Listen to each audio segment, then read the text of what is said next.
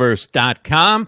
It's Ask the Expert, our first live stream experts show of 2017, and we're delighted to have Amir Zonozi, the co-founder of Zoomph, co-host of the Five Favorites edition of the YI Social podcast, and recently named to the Sports Biz 50.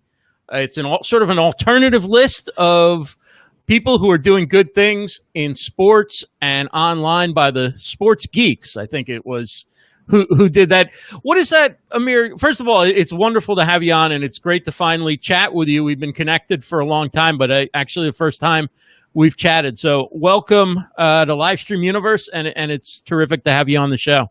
Oh, man, Ross, this is so great. I actually have your picture by my bedside, so to finally be able to talk to you is such an honor. Now, I've been watching the show. I'm a huge fan of it. I didn't know if it was like long-time watcher, first-time streamer. I didn't know what the lingo was. Long-time listener, first-time caller, right? Like they say. Yep.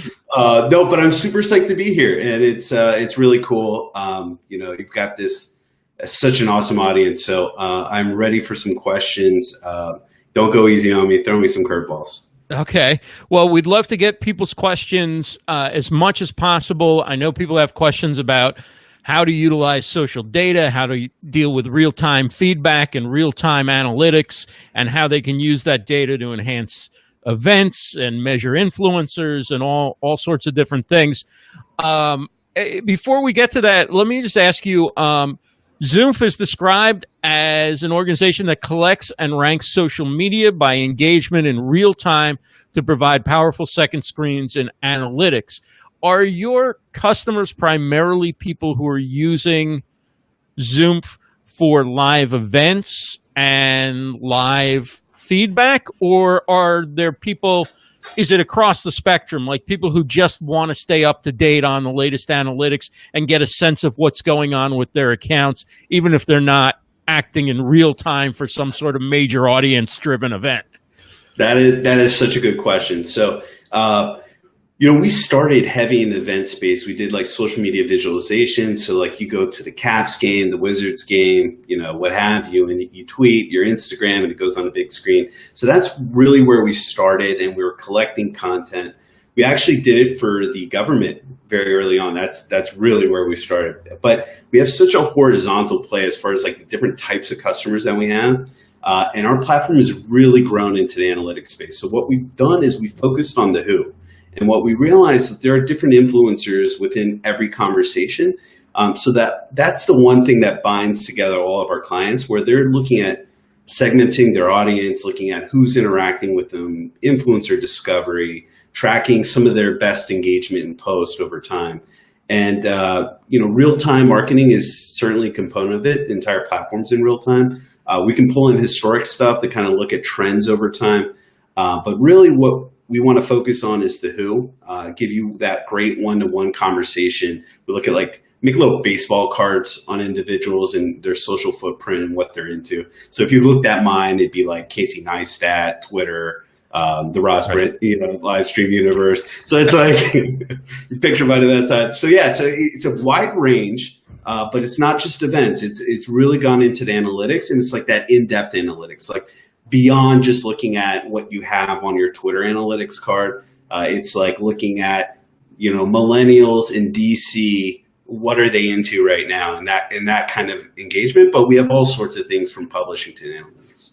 And you can break it down by topic or by, keywords and hashtags and things like that to see who's influential in general for a specific term or specific hashtag or what have you. Absolutely. But also who's influential vis-a-vis your account, or if you're the Washington Capitals, who are your influencers who are spreading the message on social media and are, who's talking about it and so forth. So you could have somebody who might have 1,000 followers, right? And they're not a big player in hockey discussions in general, but they could have a passionate group of people who are very active during Caps games. And those you might say those are people you want to engage, right? Yeah, absolutely. So the way that we look at influence, this actually goes back to how we started the company. We were a digital team kind of serving the State Department on certain projects, live events, and looking at, like, for example, former Secretary of State Hillary Clinton with the freedom of internet speech that she had, nothing with emails, but we would look at before, during, and after speeches, or President Obama would do like a live tweet wall. And what we did was we pulled in all these journalists and stuff talking about it. And we realized at one time, Justin Bieber mentioned internet and freedom in the same tweet and completely screwed us over, because how the hell are we going to go to the State Department and say, like, Justin Bieber is an influencer in foreign diplomacy? So we were using Clout at the time, great platform for what it was. And what we realized, we got to get rid of Justin Bieber. Unfortunately, not in real life, just on this report. And so we did it, and they loved it. And they were like, you guys got rid of everyone that wasn't in politics. This was really influential for us. And then we said, oh, please don't ask us to do it again. We did it manually. We had like 100 people we were like going through. And then so we were lazy, and we asked, one of our developers, can you like create like an algorithm or something that like could just automatically move people out? And of course he was like, what do you mean? Like, it's not that easy. And so, but eventually what we did is we created this algorithm, and it doesn't like, we weigh stuff like follower count low. We weigh stuff like how many times someone posts low. And we focus on, when these people speak, do they create some sort of action? Do they create some sort of behavior? Do they share this? Does it instigate conversation out of this? And so that's what we focus on with influencers. We look at people that drive real change. Now, there's different types of influencers. You have celebrities, and they're not really a subject matter expert. They just have an active audience. And then you have advocates that, I might consider a micro influencer, someone that's not doesn't have a large audience, but they're very passionate about what they talk about. So we identify these people, and it's sort of like PageRank and how Google ranks people. We do that within the social media conversations. So they're able to, like, for example, Coca-Cola. They had one person in Denmark receive more engagement about Fanta than anyone else has ever done. And they used our platform to identify that user-generated content and understand, why did that person receive so much engagement? It was a very funny tweet. I can't really say it in public, but you can use this type of content to identify those people that make change happen. Wow. So, one of the things that I'm interested in is, how do the other, I can see totally what you're getting at. You're not being impressed by sort of the vanity numbers, right? How active somebody is, how many followers they have, because, somebody could have 1 million followers and, half of them are bots probably anyway, right? Exactly. So, yeah. How is that different from the way, because you mentioned Clout and Cred and some of the other popular or were popular measures of influence out there, how they go about coming up with their numbers and their rankings? Yeah, that's a really good question. They all have their different methods. We, instead of accepting for what was out there, rolled our sleeves up and said, this is not how we feel is right. So we focus on, like I said, we're looking for people based off your search terms. So in Zoomph, you can search keywords, exact phrases, a geolocation. So if we want to look in the stadium to see like who's sharing content, creating engagement based off that. Keywords, even links and domains we can search. We can also search for profile bio information. So we can say like, who are moms in this area that are creating content around this? It's all about finding that right audience, but within your search terms, we rank everyone. And we look at, does this person create some sort of actions or behaviors? But we look at their social footprint. So what are other things that they talk about? We also look at their followers. What are things that their followers talk about? So we have this like follower analysis. Twitter allows you to do this for yourself. We do this for over 170 million people on Twitter, and we're able to identify what their audience likes and dislikes, demographic information about their followers, where their followers are from. And all this information is sort of like an audit. So anytime you interact or engage with someone, you know what kind of impact do they have. So sports and entertainment, we talked about a bunch of teams that use Zoom. They use that for sponsorship. They want to go to these brands like Coke and Pepsi and Papa John's and Capital One and say like, we target millennials in these different markets. So by working with us on these campaigns, you're getting exposure here. You're able to get conversions based off your certain, certain goals that you have, whether it's signing up for a form or what have you. But we look at these social signals that are out there, and then once we pull that content in, we understand like who makes a ripple in the conversation whenever they speak. Now, talk about it from the standpoint of events, right? Because you can actually, you know, a lot of times there's an event, right? Let me start with the basic, right? There's an event and you see behind the speaker, right? There's tweets going, there's Instagram pictures. You've seen it on, even on the scoreboard during a break at a ball game or whatever. And you wonder how those things are selected. And from what I understand, Zoomph has a way where you can really drill down and find those tweets at a very busy, fast-paced event based on setting key terms and keywords that can really make sure that you're putting out there what you want, that you're reinforcing your message if you want to through the tweets, or you're just entertaining people the way you want to, or whatever it is you're looking for. It's not just a random feed. You can really determine that what goes out there. I find it fascinating. How does that work, if you can give us a little of the secret sauce behind that? Oh man, Ross, this is such a good question. So we look at ourselves as a marketing science platform, and I don't roll your eyes, people. There is a strategy behind this. We can identify like who's the person that can make the best effect. And when it comes to the screens, right? You know, for us, at the end of the day, it's all about the data, but you're not going to get the data unless you make it fun for people to interact with this content and want to be a part of this conversation. So we look at these activations and visualizations, whether they're on the web, the microsites that we have that we would do with like Giants and Packers and Redskins. We want to make it really fun for people to say, I want to share my thoughts. I want to share my feelings. I want to share my moment here with you. And what we're doing is, it's sort of like a net for us that we can capture this content in.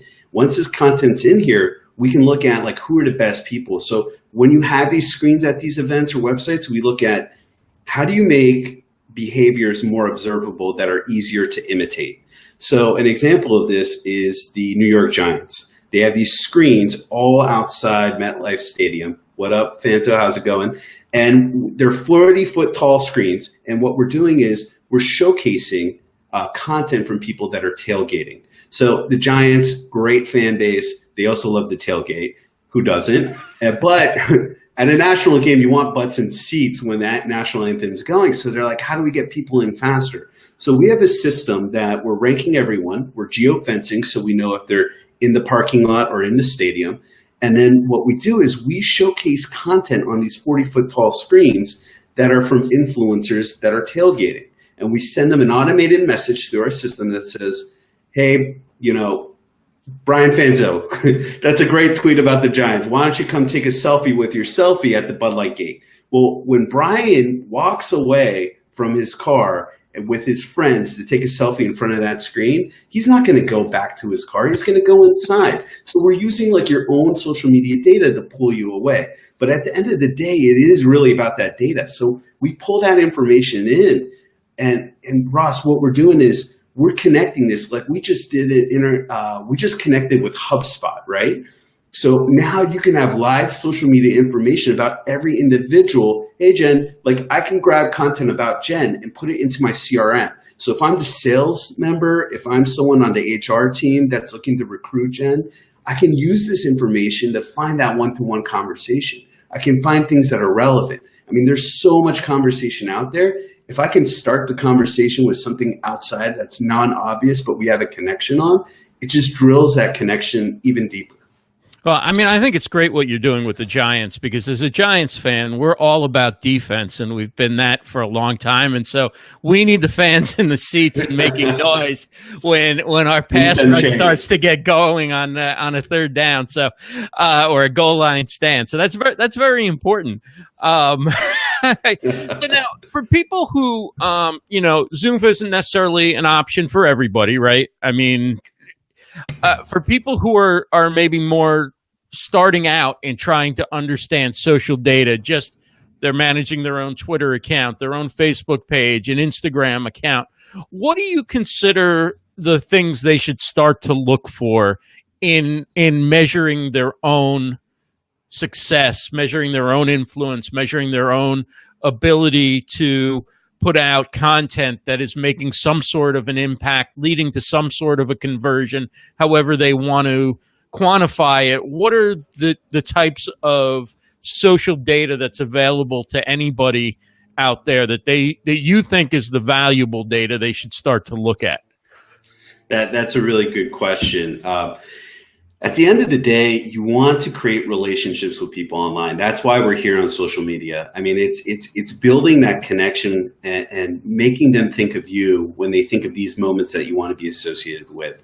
It's connecting with them psychologically, with the emotions that they're going through, and they think of you, your product, your brand, your service. And it's about that brand and that image that you connect with them. So whatever your brand voice is, every interaction that you have is important, and it's connecting with these people over time.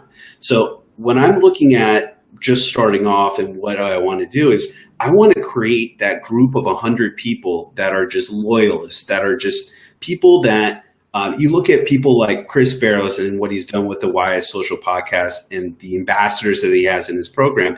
He's a very smart guy, right? It's not just by chance. He's got these rabid fans that are all about this podcast. I mean, he brings them in, he makes them feel welcome, he makes them feel special. Now you got to track your social media engagement over time, Ross. Don't kid anyone. You want to look at your metrics. You want to look at things like how many conversations that you have, how many retweets did you get. But like at the end of the day, it's finding that core audience that you can build upon. And if you are a small company or you are a small brand, chances are you're the one person behind the social media account and you've got like 50 other responsibilities. So if you can get other people to market for you, to spread that word of mouth marketing that are, fans of your product, I think in the beginning, it's all about connecting with people and getting those people to feel like they're a part of what you're doing and sharing that content and growing your fan base and your audience base.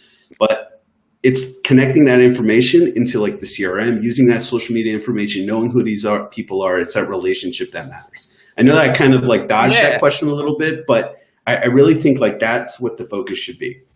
Well, I know as somebody who is part of Chris Barrows' ambassador program for the Why Social podcast, knowing that he's using Zoomph, I know that I got to keep up because he's getting the data on who's sharing. So it keeps you motivated.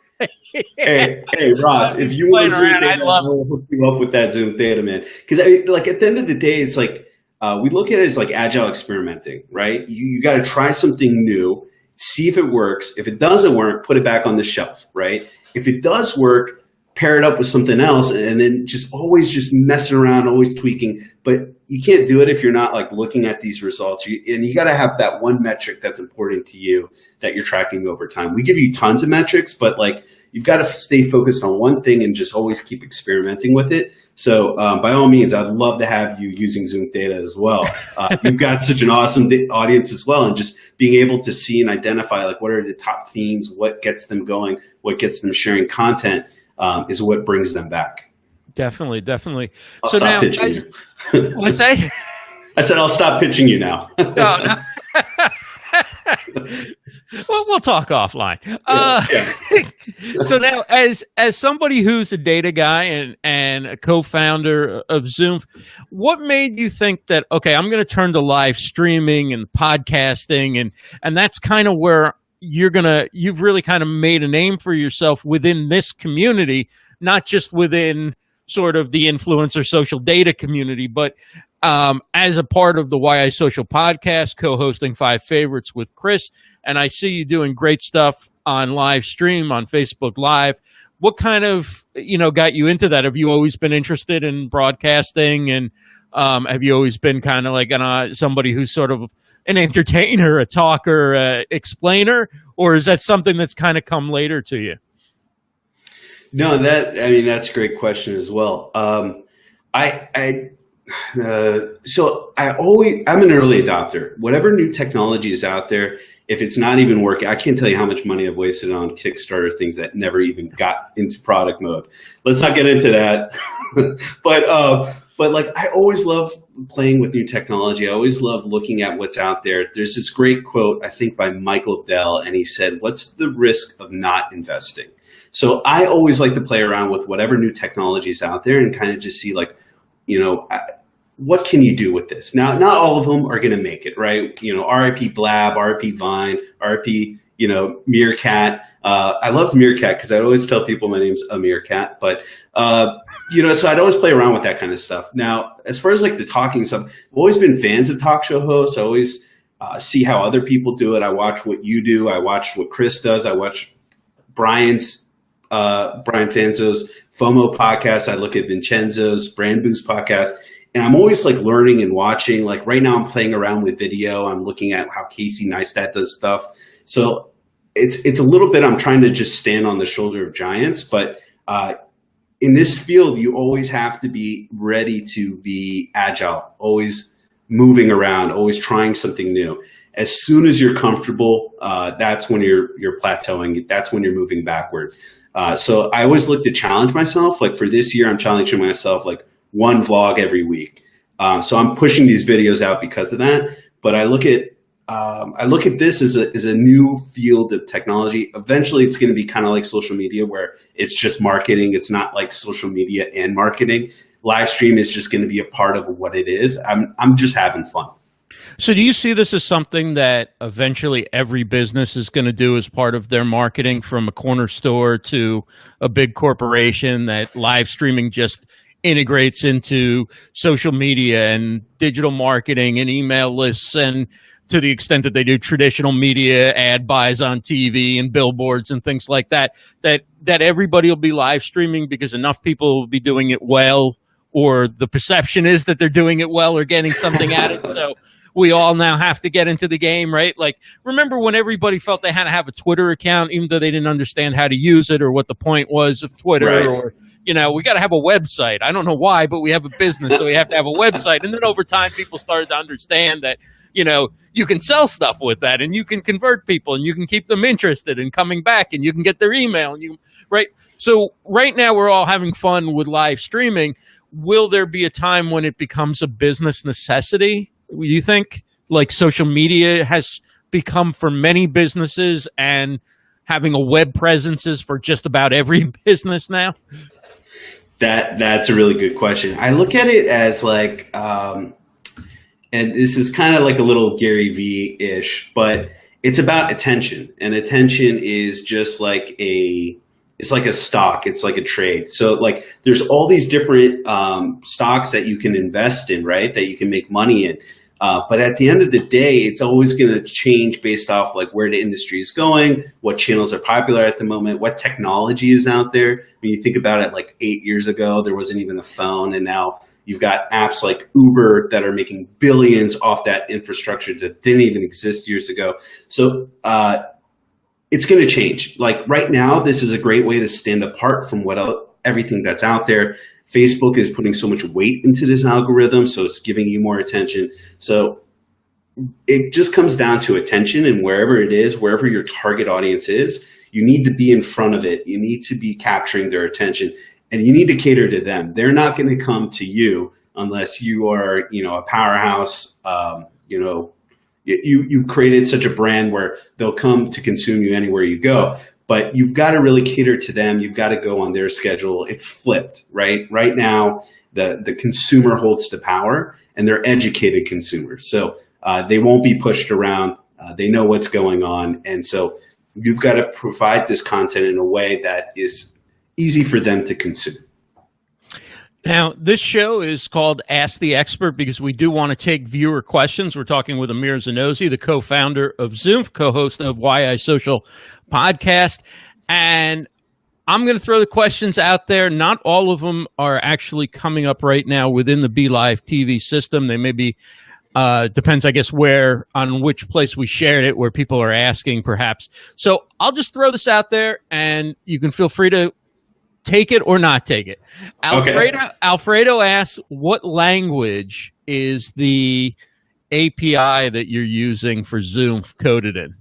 Oh man, that's a really good question. I think it's a REST API. So I'm like the social media geek. Like I play the video games. I don't create the video games. So I will find out from our dev team, Alfredo. So you and I will connect. I'll find you in the comments below on Facebook, and then I'll send you a DM to get a better idea. But we are doing a lot of API work. Like right now, HubSpot's using our API to connect into their timeline, so you can see that relevant social media information. The Clippers, they're using it on their ticket services team. We're working with other platforms using our author card API. So I will get you that information, but it's a little bit too technical for me. Sorry. It's a good question, though. And now I know a little bit about this stuff. I know enough to like BS a question here, not enough to do more than that. Do you get into coding languages like R and stuff like that for scraping data from social media? Because I know people who do that stuff. I don't really do it myself, but I know people who do that stuff. They do it on, I'm involved with HR, and I know people who do that for social data to measure different things. So no, that's a really good question. So myself, I'm not into coding. What I'm blessed with is like we've got such an amazing team. We've got Ali, our CEO, who's just put together this amazing team, and he knows where the puck is, and he's just driving us in that direction. We got Lee, another co-founder of ours, and Thomas, our chief product officer and CTO. We've got Nick, our creative director. We got Alan, our CMO. And together, each one of us just has this swim lane that we just dominate, right? And so like mine is social media, it's the strategy, it's knowing how to use these different platforms and networks, and I bring that value in. Lee, our CTO, has built this amazing infrastructure, and he focuses on the technology and how Zoomph works. So we're using systems, but we're using like different APIs that are provided by the social media networks, and then we're pulling this all in real time based off the infrastructure that we've created that just kind of rests on top. So as data comes in, we slap it with all these different variables about these individuals. We look at sentiment, we look at demographic information from their names, we apply it to a bunch of different dictionaries. So we look at like census data, social security information, and from all that we can decipher like, okay, this person's a millennial, they're white, and they are male, right? So like we can put all that together based off their name and the way that they talk on social media. And then we pull all that in, and then we make it very categorizable. So, right. But we're using just APIs from the platforms, and then all the enrichment is happening on our side. So like Thomas comes from an MPL background and machine learning. So we've got this art of AI that works within Zoomph that categorizes all this information. So it's not so much as like web scraping. We're pulling this data in through the official APIs, and we have partnerships with Twitter and Facebook that gives us access to like multiple APIs. But what Zoomph is really good at is categorizing data. And it just happens to be social media that we focus on. And so you're making assumptions, right? Like, I mean, this is all estimates because somebody based on their name and how they talk and whatever could be an African-American senior citizen, right? Whose English is their second language, but they learned it so well and they hang out with their kids and they, whatever. And all of a sudden they're falling into the wrong category in terms of like how you're measuring demographics, right? Like it's all an approximation, right? I mean, it's correlation. Yeah, it's just like Watson. So it's just like IBM Watson. We're pulling this information in, we're making projections. Now we audit it constantly, so we'll fall within a couple degrees of accuracy. Certain ones are a lot easier, male or female, and then we'll tell you to the level of degree of confidence that we're labeling each demographic information that we're pulling in. And then we also give the user the ability to go in and change it. So once we have that information, we use that for the entire system to kind of get smarter as people are using it, smarter as we're pulling more data and correcting it. So it's always like self-correcting itself. So you're right, it is all projections, but we're using a lot of variables, and we're constantly self-learning within the system itself to make sure it's more and more accurate. So now, one of the ways that people have measured sentiment, right, is obviously Twitter and other forms of social media. And from a really distant view, right, really high level view, it looks to me like the political campaign for president that was better at social media in the last 3 elections all won the elections. Right. Obama campaign was better than his 2 opponents, and Trump campaign was better than the Clinton campaign at leveraging social media. Would you say that how important would you say that I mean, is that an accurate observation? And Oh, yes. Yeah, definitely. I mean, so like we predicted Trump was going to win the election. You could look at the swing states and see the percentage of sentiment versus positive and negative with the content that's coming out in real time. And Trump was getting more positive sentiment over time in those swing states. So that led us to believe that he was going to win. And I mean, social media is just such a tool that can inspire and influence behavior so easily. I mean, there's videos out there that, and I'll post them in the comments below afterwards, but like you see this one guy just kind of dancing by himself at some concert, and then like 2 minutes later, he's got a crowd around him. Or the there's first follower. Yeah, exactly. The first guy goes over and joins him, and then everybody else thinks it's okay, right? Exactly. And it's like, so some of this content could be orchestrated, right? Of people showing, like, I mean, the other day there was a report, without getting political, that Trump brought his own audience to CBS Studios when he did the CIA like meeting or what have you, and they had them applaud very enthusiastically. So that's a perception, that's an effect that changes people's behavior on how they look at certain things. So social media is definitely that. It's a tool that instead of like a phone one-to-one, you're picking up one-to-many. I mean, we've got tons of viewers that are interacting with us right now, asking these really great questions. But what we're seeing is affecting their behavior and actions. So definitely social media can make a huge part in any type of conversation, and in people's thoughts and behaviors offline as well. You judge people based off what they like on Facebook and what they dislike or what they say. And it might not even be who that person really is. But if you saw them like Trump's content and post about it, then you're going to have that perception that they are a Trump fan. Make America Great Again fan. And if there's someone that's posting like liberal or liking liberal stuff but not saying anything, you'd consider them liberal as well. Now, what about the person who likes everybody just so that they get all the info coming in their news feed, because Facebook has kind of become the internet in a lot of ways, right? We now get our news on. We can get our news on Facebook. We can get everything we need pretty much. We can connect it to everybody. So what about people who, because I know people who do this, they like every news channel, every major political candidate, and then all of a sudden you get people who are going through their lists and like, I'm going to unlike everybody who likes this candidate or whatever. And they actually just liked all these people to be a more informed citizen or a more informed participant in our democracy. And people are making judgments on them that necessarily, like, liking doesn't necessarily mean like. It just means you want to get that info in your news feed, right? So you can keep an eye on it. Exactly. No. I mean, you're absolutely right. I mean, we look at, especially with like sports fans, right? Like might be one person that just follows one team and that's it, right? And they're, super fan of that team. Or there might be a person that follows every team, typically like a journalist that just wants to consume all the information and find the different stories that are going on. But at that point, you can kind of see where their attention is. It's not potentially on one team in specific, but they are just enamored by the topic. So it might be a candidate or just politics. So at all ways, you can like kind of track these social behaviors and nonverbal behaviors as some type of influence or some type of indication of how they feel about topics. One thing that you mentioned about sentiment by far is not there as a technology. It's 50-50. If I say something's badass, I'm saying it's awesome, but the computer will think it's negative. And you look at like different types of words, right? So we've got Coca-Cola as a client.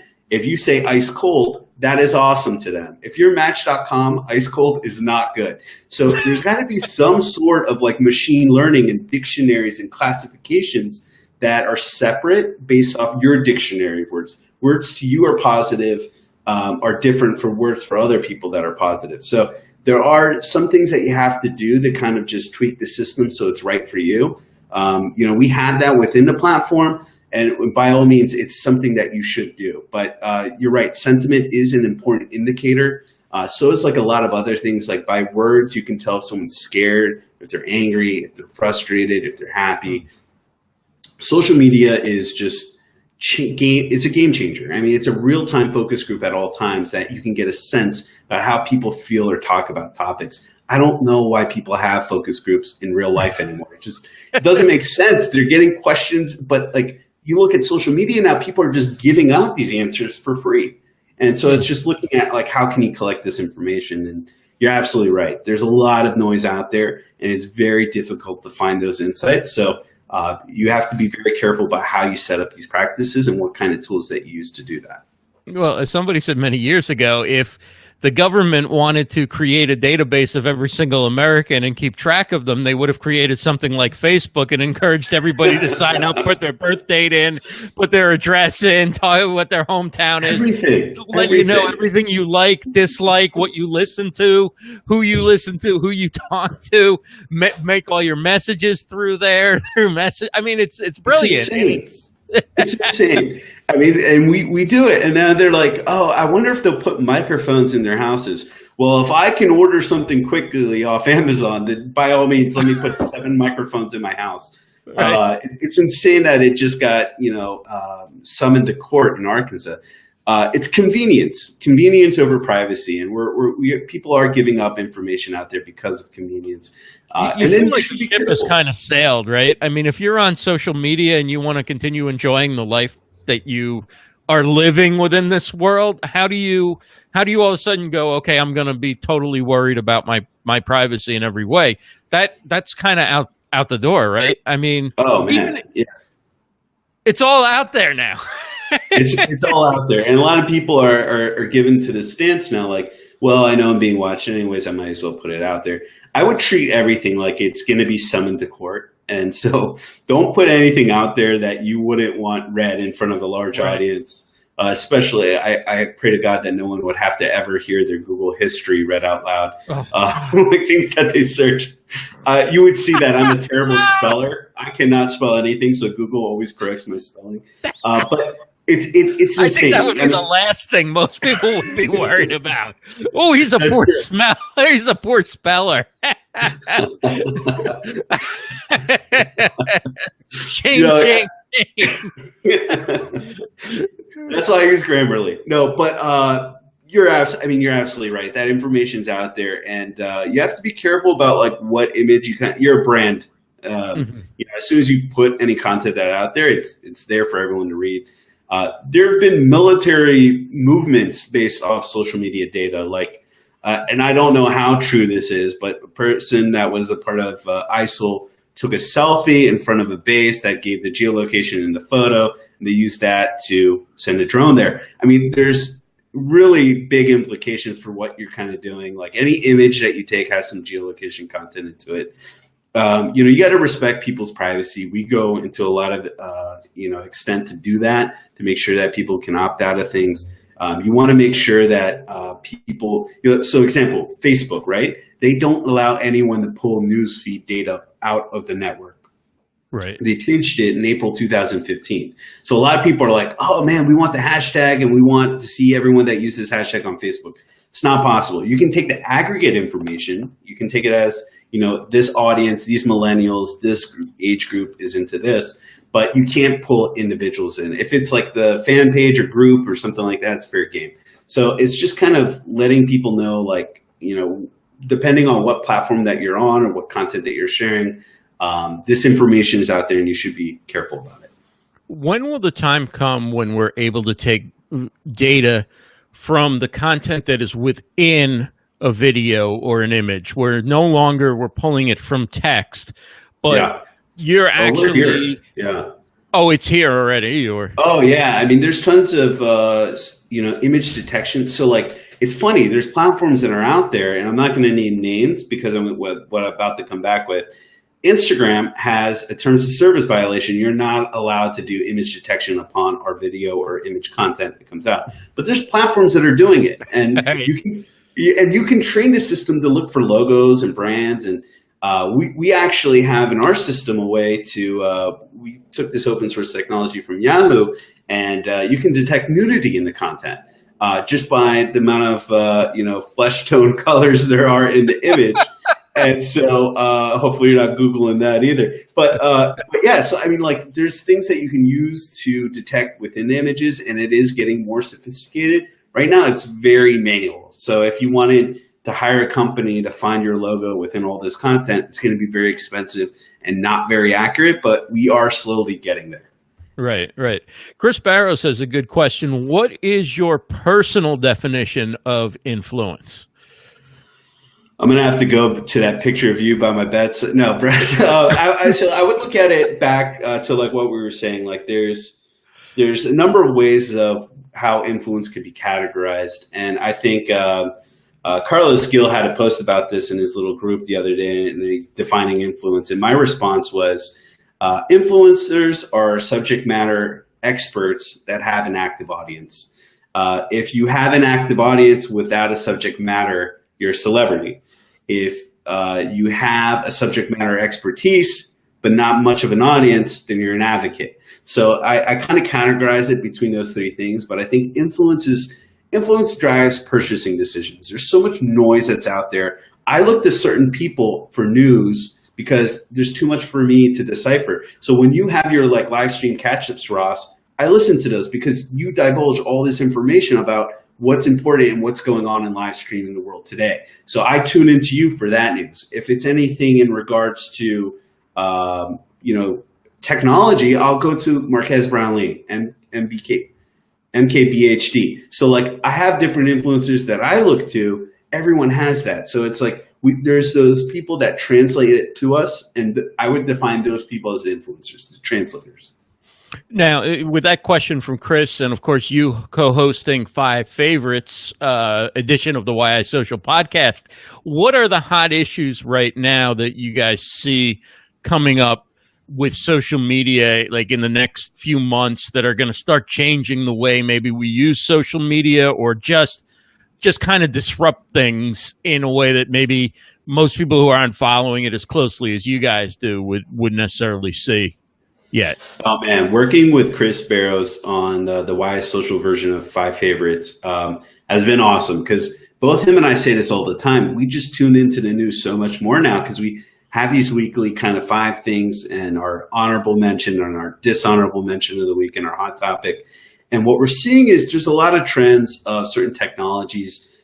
Twitter is such a hot topic right now where people are discrediting it, but then you look at the effect that Trump is using with it and the tools that he's able to change, like legislative, like just by saying things, you can make the GOP do things. So it's like Twitter is just this, like right now, it's such a hot topic that we're seeing, and it has such a long tail of value that it's just constantly in conversation. I feel like every day we're talking about, could it be acquired? Should it be acquired? It's the new version of news and stuff like that. Some other stuff that we're seeing is just like the technology. We talked about like Alexa and voice and smart home and automation. And then you got like Tesla and just like the level of sophistication that's out there and how connected the world is becoming, and how, like we were saying, the ease of life. You know, there's certain things that we don't, that we take for granted now that used to not be there, like being able to hold your phone up and understand what song it is, Shazamming stuff that quickly. I mean, in Facebook Live, they have that technology. If it's hearing copyright songs, it'll shut it down. So we're just seeing this just this another layer of technology that's providing us new sorts of communication, new sorts of interacting. And I think that's something for us to watch. CES was a really fun one, seeing how Alexa is now in every single product, even if it doesn't make sense. Right. My fridge does not need to talk to me.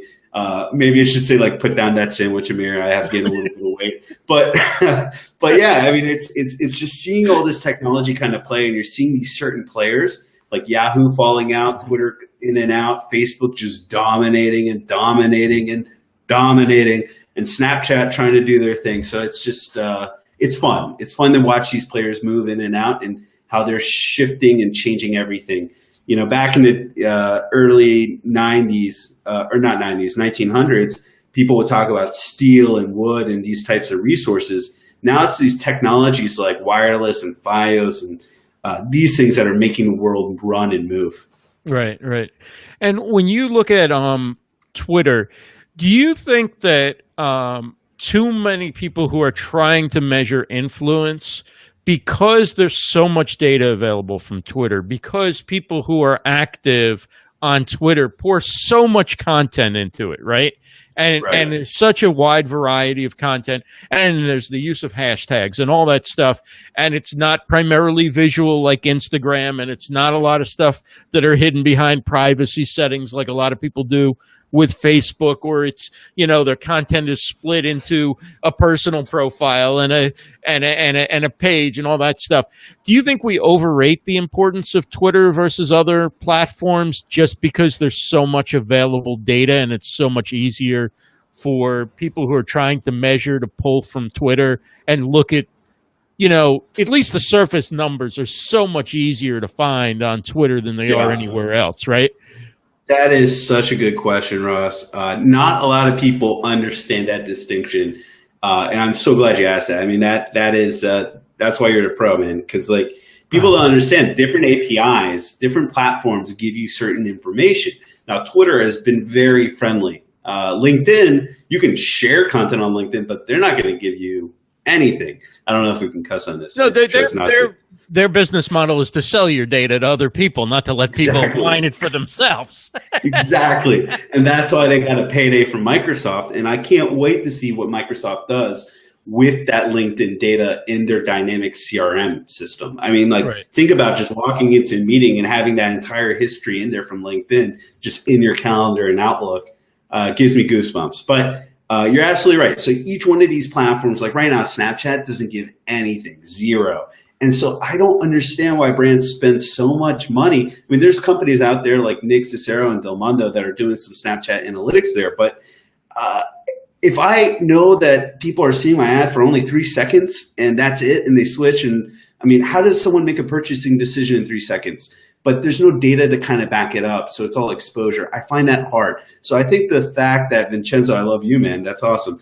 And so like, I feel that the fact that Twitter gives us so much quantifiable data that it makes it so easy for us to track and prove that ROI, show that distinction from just awareness to post-purchase. And looking at that entire conversation throughout the other way, everyone loves Ross Band. So like having that entire process kind of viewable through Twitter is so great. But you're absolutely right. At the end of the day, it comes down to the API and what data you can play with. So that's a pro level question there. I loved it. But yeah, I love that question there, Ross.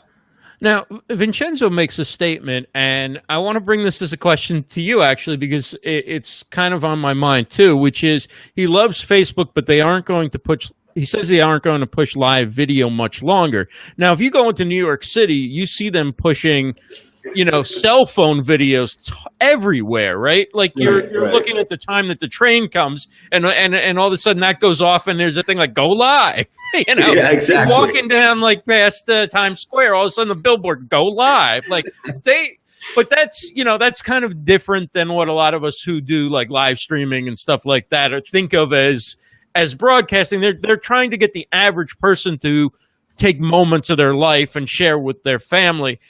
Where do you think it's going live streaming on Facebook for people who are doing shows like what you do, what I do, what Vincenzo does, Chris has done, although he doesn't live stream as much as we do. But we'll get him there. We'll get him there. The show concept, the interview, the talk show, the not just sharing like here, sing happy birthday so grandma can see you in California, but actually these type of programs which are not produced at a level of television, but are more structured than, you know, grabbing your cell phone and just chatting. Yeah, no, that really is a great question, Ross. So to answer this question, there's a couple things that we got to talk about, right? One, there's YouTube, that behemoth of a video system. It's a database of video. It's a different type of video. But there's influencers on that platform making a crazy load of money on there. People vlogging on there. Amy Schmittauer is like one of my favorite bloggers. She's got that book coming out, Vlog Boss.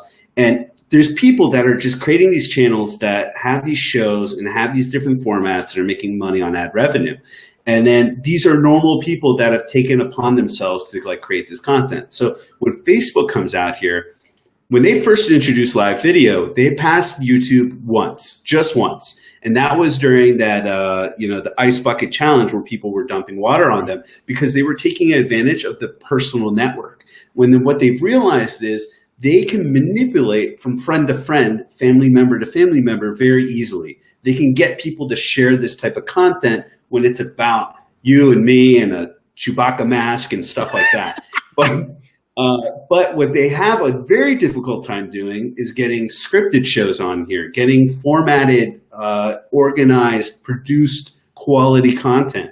And so I don't feel like they know how to handle that. I feel like they did some deals with different publishers to try to get them to publish their content like ABC News and stuff like that on their network, but they're just not seeing the numbers that they're wanting. So what Vincenzo was saying was like, they're not putting value into that. It's absolutely right. I mean, you go look at that Facebook map and you're not seeing content from ABC News. You're seeing content from people just kind of like, just dancing and stuff like that for no reason. That was a terrible dance move. I totally regret doing that. But you're right. It's not picking up. That'll be in the next update, by the way. That'll be the highlight. That's no,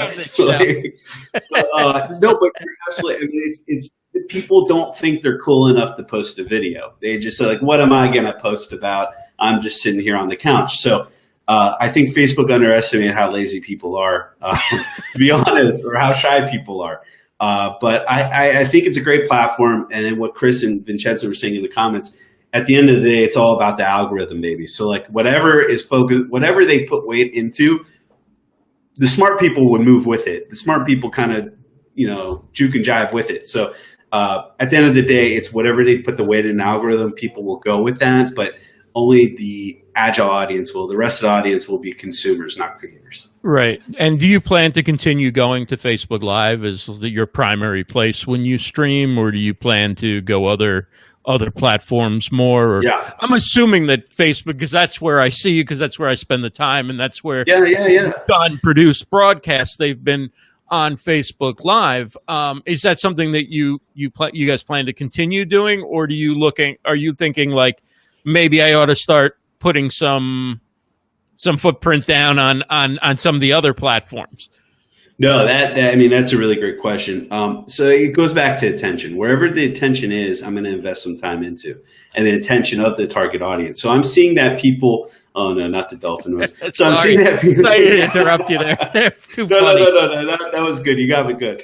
So no. I mean, at the end of the day, it's like you want to follow attention. You want to follow where people are. You want to follow where the eyeballs are. At the end of the day, people are making purchasing decisions on where they're most comfortable in listening to and whatever channel that they are. So right now, Facebook is definitely a place for us to get that level of attention that we've had trouble achieving on some other platforms that are out there. I mean, no, Tumblr is not really a strategy anymore. Pinterest, for some segments of the audience, is maybe not for myself. I don't go pinning every day, but there are people that do go pinning. So like, if you have an audience that is into that type of demographic, that is into those types of things that are profound on those networks, like we're not going to get Gen Z on these Facebook Lives. They're on Snapchat. They don't care about this. Right. For me, I get like zero Snapchat. I get some Snapchat. I do all right on Snapchat.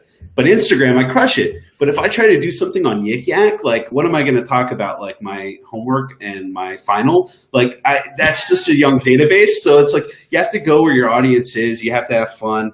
And so like right now I'm like trying with Snapchat. So I'm going to put this on my Snap story. Add Zonozi, nice. What up, Ross? But these things are like a novelty. I mean, Ali got me this gift and I'm so honored to like have this and play with it. It's a different way of storytelling, but like, I'm not in that target audience, so I gravitate better towards like Instagram video and stuff like that. So right now, if there's any platform that I kind of like I love Twitter. I'm never going to say no to Twitter, but YouTube and Instagram seem to be the ones that are just crushing it as far as like pure engagement. And Facebook, you can't mess with Facebook. Chris Barrows says, based on some recent data, ads may actually be doing better in driving results on Pinterest than on Snapchat. Yeah, because you're going to look at a Pinterest ad for longer than 3 seconds. I mean, Snapchat is like, I'm just like tapping my phone just to get through it. I know Snap's not going to happen, but that's the thing. Like Pinterest, I mean, like you look at their audience and they are so into what they do.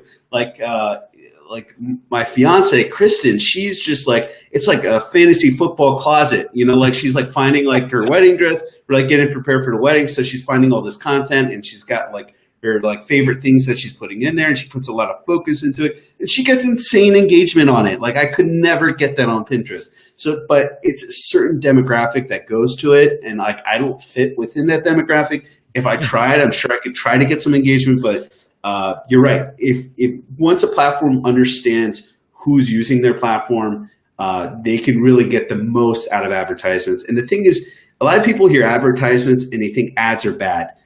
Unrelevant ads are bad. If it's relevant, if it's useful, then you enjoy it, then you like it. So it's all about finding that relevancy. We're like working with the Twitter team.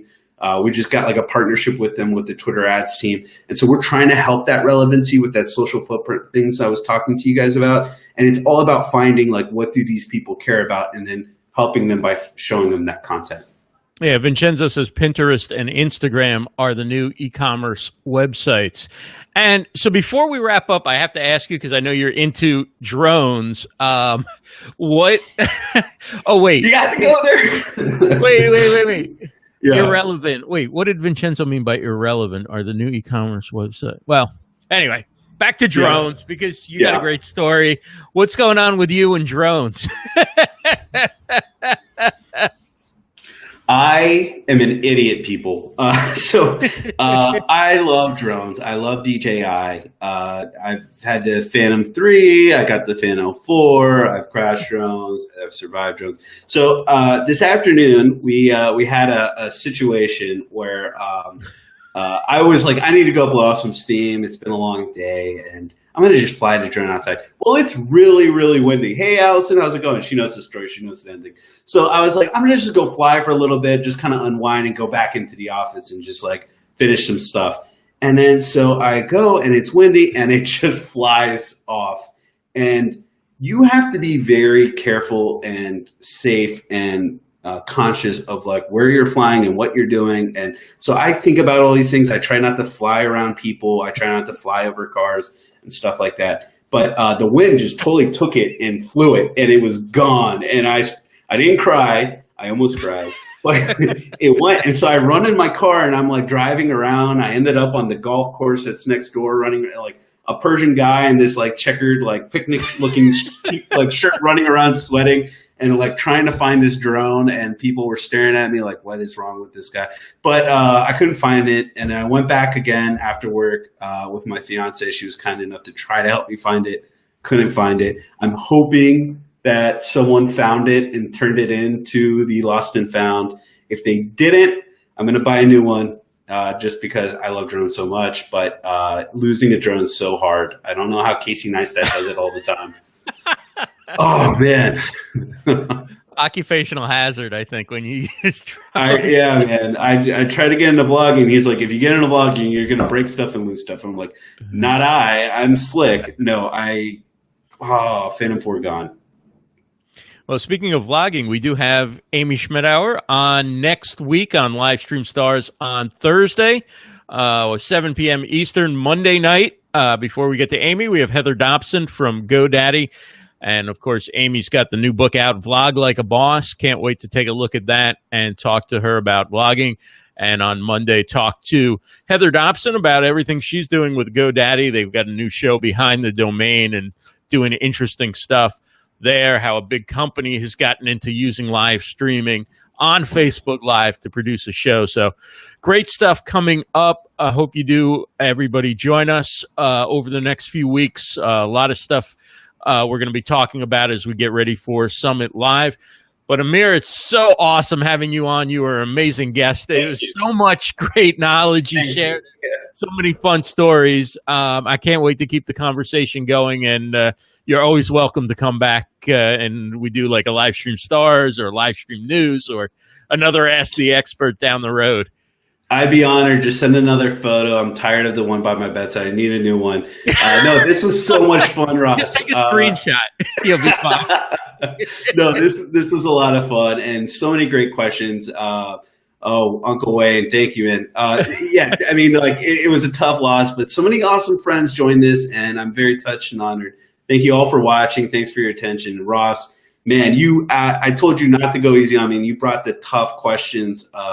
It is so awesome to be on this show, and it's an honor to join your guests that you've had on here. Well, thank you so much. And we will be back Monday night, 7 p.m. Eastern with Livestream stars. Heather Dobson from GoDaddy and Beyond the Domain joins us. Have a great night, everybody.